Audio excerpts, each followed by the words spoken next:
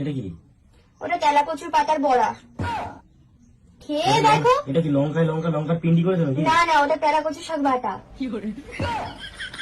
খেয়ে তো দেখো, ওরকম মুখটা করেছো কেন? এটা কি? ডাল? ডালের মধ্যে কি এগুলো? ঘাস? ঘাস হবে কেন? ওটা তেলাকচুর ডাটা, কাঁঠালের বীজ দিয়ে ডাল করেছি। তেলাকচুর ডাটা দিয়ে আর কাঁঠালের বীজ দিয়ে। ঘি আছে? ঘি আছে। আরে খেয়ে তো দেখো, টেস্ট তো করো, টেস্ট করলে তো বুঝবো কতটা সুন্দর খেতে। তেলাকচুর ডাটা শরীর ঠান্ডা করে।